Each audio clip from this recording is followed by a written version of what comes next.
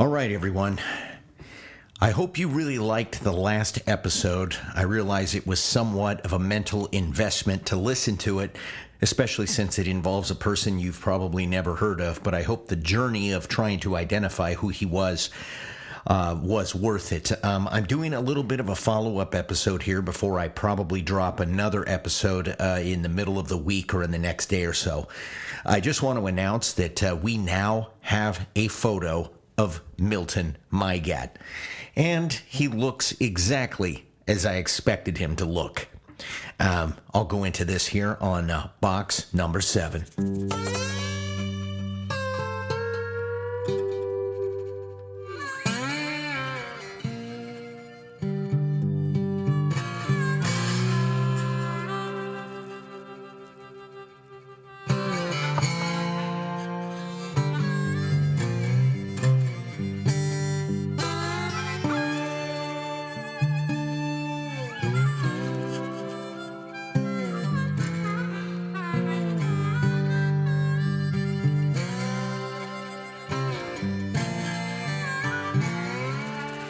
So just to recap what was going on here, and I'm doing all of this off the top of my head, so if I'm stuttering and sputtering and getting caught, in my thoughts with a bunch of dragged out and and ooh and interruptive moments, that I just apologize. It's my own cognitive lapses. On the last show, and also back on show 17, this is just a really quick recap. I chronicled the life of Milton Mygatt, who was, in 1909, he was injured in an airship accident in Northern California, particularly in Redding, and how that podcast led to my curiosity taking me down some rabbit holes with regards to his life, and I found out not only was he hurt then, he was hurt multiple times, and in an almost quasi-comical fashion, he survived everything but the creeping hand of natural causes in 1914. I did also find what I find is a thin and not ethereal but plausible connection to Mark Twain. That has since been strengthened by some revelations. So in this last week, I was able to contact, thanks to the research of Karen Taylor, who did a little bit of genealogical research for me, I was able to contact not one, but I managed to be on the phone simultaneously with 2 great-great-great-granddaughters for Mr. Milton Mygatt. This would make them both descendants of not only Milton and his wife Helen, but also their daughter Lillian, who had 10 kids, 6 or 7 of which lived to maturity, and some of those, of course, have descendants, which these 2 great-great-great-granddaughters of Milton and Helen spent about, probably a half hour to 45 minutes on the phone with me, giving me all kinds of great information. And also, if you look on the show thumbnail, you will see the first picture I have ever come across now of Mr. Milton Mygatt. Clearly in his prime. Clearly, he looks exactly as I expected him to look. He has this sort of steely-eyed, resolute, hard-knuckle, ready to go walk about at any time sort of vibe to him. And that picture does not disappoint. As a matter of fact, it's a stunning photo. On my Instagram page, I'll put that picture as well as a picture of his wife, Helen, who I believe this picture was taken in her later years, still herself a stunning woman even at her age, and then another photo of Lillian. I have 2 pictures of Lillian Mygatt. So, but let's talk about these revelations. So, I was able to, of course, confirm and that in the family line, there is connections to, of course, Piedmont, Oakland, San Francisco, and heavy connections to Virginia City. So they, the great and Lillian Mygatt. So let me paint the picture in your head. We have Milton and Helen, and they have one daughter, Lillian. So I'm going to talk about Lillian and her life. Lillian moved out to Virginia City with her parents when she was 5 or 6. She grew up during the absolute heyday of Mark Twain's time there in those years from 64 to 66, but she lived long after that there.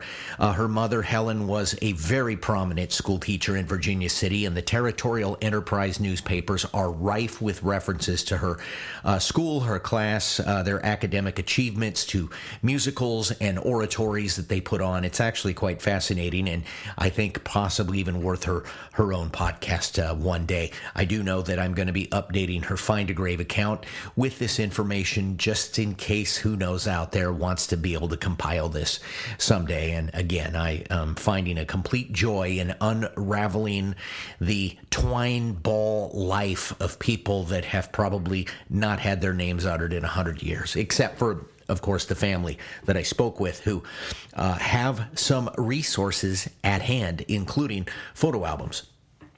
So Lillian Mygatt married William Evan Sharon. Now, I want to talk about this because there are two William Sharons, and one of these solidifies the Mark Twain provenance very heavily, but in reality, they both do, and they both arrive at the apex of Lillian Mygatt Sharon. All right. So let me read from a book called California and Californians, and this was written in the 1920s, and it covers them. But let me talk about Lillian's husband. I will start reading about him, and then this will then carry on to the discussion of his uncle, and then the connections here will become very apparent. This doesn't take terribly long. From California and Californians. William E. Sharon. The romance and history of the mining industry in the Great West contain the records of two men named William Sharon. The older was frequently known as Senator William Sharon of San Francisco and Nevada, the founder of the Palace Hotel, which, by the way, is still there in San Francisco, and the founder of the Great Sharon Estate, which ranks among the largest property holdings in the West.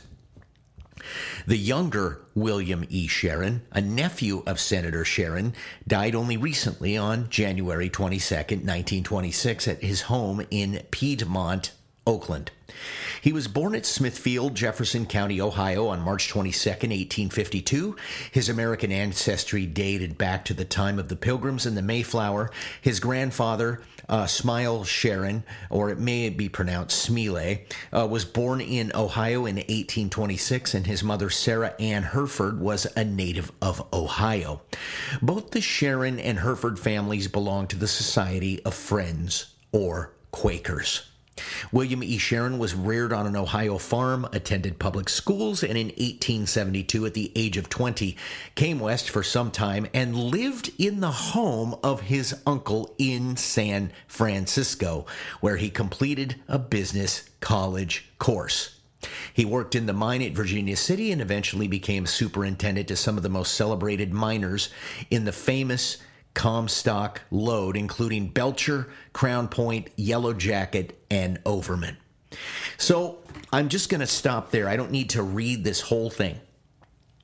Lillian Mygatt marries William Sharon. He did not get to Virginia City until 1872, long after Mark Twain was gone. So the only person I can say has any connecting direct tissue to Twain would be Lillian Mygatt, who lived there. However, his uncle is present in Virginia City during Mark Twain's period, and even better, if you have a Hartford Press edition copy, doesn't have to be first edition, but it's from those initial prints of Roughing It, his name is mentioned three, possibly four times, but the very last time is on page 591, where Mark Twain is recounting a story about how a guy was being set up. It was sort of like a rhetorical and financial trap that they were laying for him. And William Sharon and his partner Ralston both are mentioned there. So you have people mentioned by name by Mark Twain in his absolutely epic travel book, Roughing It. He is mentioned directly. We also have the provenance of Mark Twain, a non-bylined article from 1864 mentioning Milton Mygatt, the man who is, of course, buried about, I don't know, 3/4 of a mile from where I'm recording this right now, in the cemetery. So the interesting thing about this is that when I read the Oakland Tribune article about Lillian Mygatt reading an article by Mark Twain in 1931 at her home at the Sharon Estate, chances are it is because she was able to claim a convivial relationship with him. One, she probably met him in a living room of her home as Mark Twain was covering a story with her father. Secondarily, Milton Mygatt was a miner. He did work in these mines. He most likely found himself under the employ of William Sharon, who knew Mark Twain. But furthermore, Mygatt's daughter married the nephew of the man Mark Twain mentions in the book. So the provenance is getting stronger, and while I'm not trying to make the entire intrigue of Milton Mygatt's story lay at the feet of Mark Twain, what I'm trying to do is simply tell an interesting story that trails off into these little tiny capillaries and cul-de-sacs of interest. I do intend to write this story out for magazine consumption. And unlike the last podcast where I left Mark Twain out of the mix until the end, Mark Twain will be the hook for this. I will start with the supernova arrival of William Sharon in Virginia City, his relationship to Twain, and then the arrival of Milton Mygatt in town. His daughter grows up. Sharon's nephew, William Sharon, moves out from Ohio, falls in love with Lillian, and lo and behold, the butterfly effect in motion. 110 years after her father is buried, I am on the phone with his descendants and getting really great photos and a lot of cool history and a little bit of behind-the-scenes chit-chat about Senator Sharon, the senior William Sharon, as he is and will have his own podcast, because not only was he a United States Senator, you're never going to guess, but he had a scandal. And what do you think it involved? Do you think it involved fentanyl, cocaine? Do you think it involved, I don't know, hashish, marijuana, Colombian gold, or human smuggling? No, it involved females. The classic story as old as time. So I just wanted to say, ladies and gentlemen, we have a photo of Milton Mygatt. A really cool photo. So now we have a face to the story, and I'm going to continue to pursue this. And if you are rolling your eyes in the back of your head going, can we move on and talk about something other than this sort of afterthought of human history? Yes, after this show is done, although I may do some follow-up work at some point, but I don't know. I just love this story so much, and I think part of it was because of my personal investment and involvement in uncovering things. Also, the family is interested in the ceremonial aspects of seeing that their grandfather does ultimately have a grave marker, and I want to be heavily involved in that myself. I also would like to make sure that the grave marker at least looks retroactively proper to the period, and that it doesn't look like some brand new, I don't need Times New Roman font, on a perfectly aligned piece of granite that has been polished by modern day machinery. I would like it to look like it fit in the period, even though it will be new. As it ages and weathers, it will at least hail back to a time immemorial. Anyway, I realize this is kind of a strange and informative. I hope it's informative, and I hope that the last podcast that you found it phenomenal. Also, at the outset, or at the end here, I should have said this at the beginning. 2 shows ago, I covered the Indonesian graveyard site, who was very helpful and instrumental in helping my one of my very, very good friends find his father's grave outside of a number of miles outside of Jakarta. It's Cianjur, I believe he would say it. They managed to link my podcast and link my personal Instagram page. And my traffic, I think I have record traffic on an episode thanks to them. So they're the real deal. And they're really cool. And they also said they had to put out sort of an announcement to say that this was kind of an unorthodox thing they did, because apparently their exact doctrine is that they're trying to chronicle nothing but old graves. And the process of sending their guy, I can't think of his name right now, Rayhan, out there to be boots on the ground to find Dennis Sabo's grave was an extraordinary measure. It was, I guess, in the course of him performing other tasks for them, and he was able to fold it into that. But I really appreciate it, and I really appreciate the traffic, and I appreciate the friendship. And I've had a number of people from Indonesia follow me on Instagram, and I hope that I can live up to some sort of ideal that they have, even though my mission is something broader in the historical contest than just chronicling old graves. Although I have to admit, I love that as a conceptual side. Also, let me just say this before I go.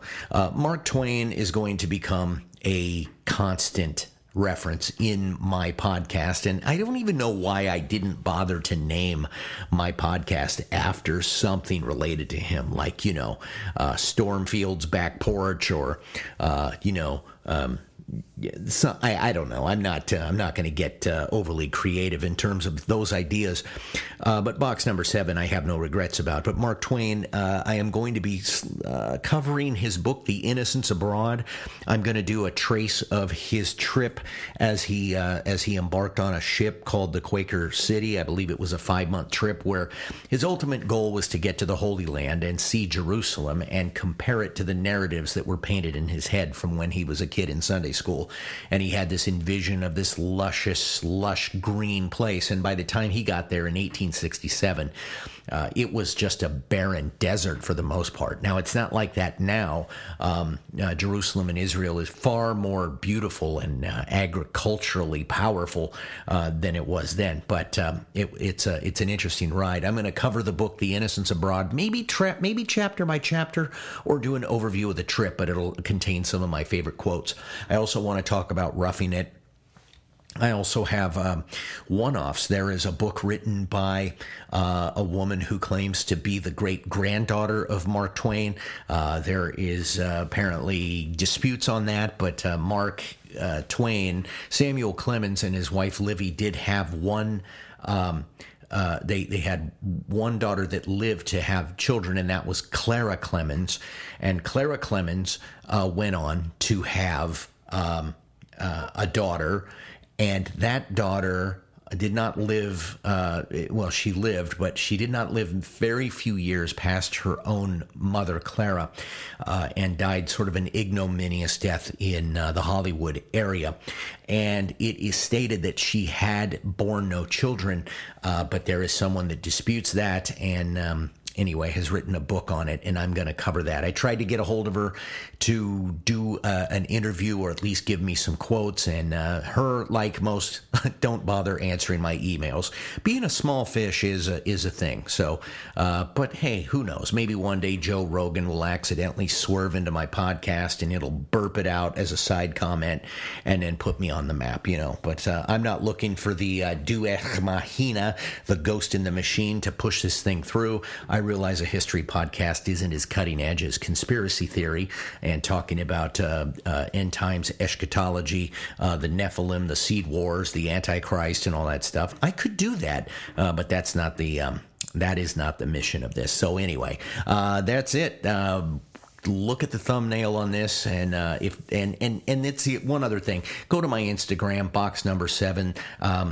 And follow me there. Go to your platform of choice, whether it's Spotify, Apple, Podcast podcast. There's so many apps out there, but I'm also on iHeartRadio and Pandora, and I'm on Amazon Music. I'm on everything. Deezer.